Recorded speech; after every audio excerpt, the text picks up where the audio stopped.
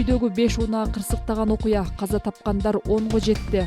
Бишкек Нарын Торгар Тунаа жолунун 51-чакырымында болгон жол кырсыгынан каза тапкандардын саны 10 кишиге жетти. Бул тууралуу Клопко 3-сентябрда Саламаттык сактоо министрлигинин Чүй облусундагы координатору Алмаз Назарбеков тастыктады. Маалыматка ылайык, кырсыктан жаракат алган 5 киши Токмоктогу, бирөө Бишкекте, дагы бирөө Кант шаарында ооруканада жатат. 1-сентябрда саат 15:20 чамасында Токмокко жакын жерде 3 жеңил унаа жана 2 спринтер кырсыкка кабылып 7 киши каза болгон. Кырсыкка жүрүп бараткан жеңил унаалардын биринин дөңгөлөгү жарылып кеткени себеп болгон.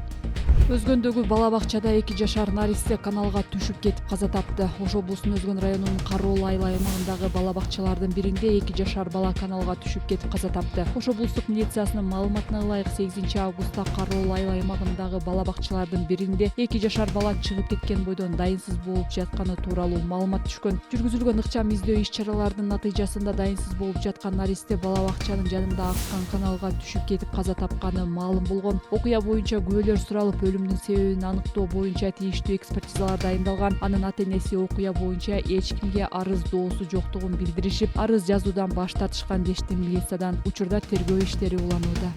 Адамдын жүзүн таанууга тоскоолдук кылган кийим кийүү үчүн айып салуу сунушталууда. Дин иштери боюнча мамлекеттик комиссия дин тутуу эркиндиги жана диний бирикмелер жөнүндө мыйзамга өзгөртүүлөрдү киргизүүнү демилгеледи. Тиешелүү мыйзам долбоору коомдук талкууга коюлду. Документтин түшүндүрмөсүндө дин тутуу тармагындагы айрым маселелерди, анын ичинде адамдын жүзүн жапкан диний кийимдерди кийүүнү мамлекеттик деңгээлде көзөмөлдөө керектиги жазылган. Демилгечилер мамлекеттик мекемелерде адамдын жүзүн таанууга тоскоолдук кылган кийим кийген жеке жактарга 20 000 сом айып салууну сунуштап жатышат. Бул адамдын кызматтык ишмердүүлүгүнө же медициналык кызыкчылыктарга байланышкан жүзүн жапкан кийимдерге тиешелүү болбойт. Мындан тышкары демилгечилер динди жайылтуу максатында үй, бала бакча, мектептерди жана мамлекеттик мекемелерди кыдыруу үчүн каралган айып пулдун өлчөмүн көбөйтүүнү сунушташты. Бул үчүн жеке жактарга 20 000 сом, юридикалык жактарга 65 000 сом салынат.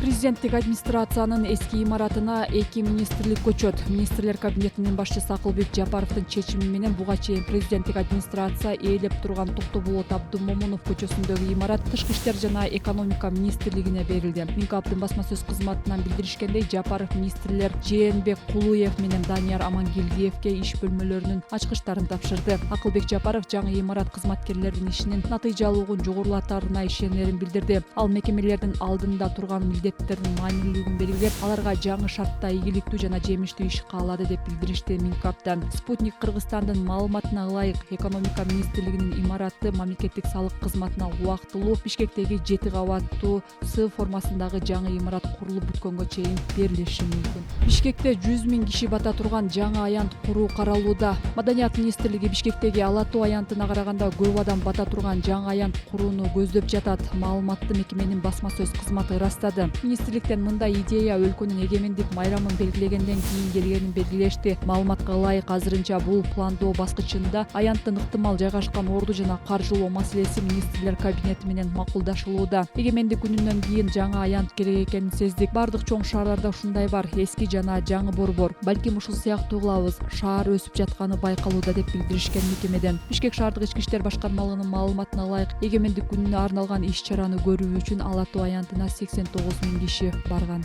Кыргызстандын дзюдо боюнча өспүрүмдөр курамасы Азия чемпионатында 10 медаль жеңди. Түштүк Кореянын Мунген шаарында өткөн Азия чемпионатында Кыргызстандын дзюдо боюнча өспүрүмдөр жана жаштар курамасынын мүчөлөрү 2 алтын жана 8 коло медаль жеңди. Жаштар арасында алтын медальга Эржан Канатбеков менен Эмирхан Жолдошбеков ээ болду. Ал эми өспүрүмдөр арасында Марсель Түмөнбаев, Адис Ороз Маматов, Айдай Кокитаева жана Айзима Конокбаева коло медальга татыса, жаштар арасында Алина Молдокулова, Жанара Жолдошева, Мырзайым Дүйшөнбекова жана Адина Көчкөнбекова 3-чү орунду ээлешти. Курама команда улук машыктыруучулар Жаркынбек Шамбетов, Эрмек Сариев, Тимур Өмүрбеков жана Алибек Чороевдин жетекчилиги алдында мелдешке катышты.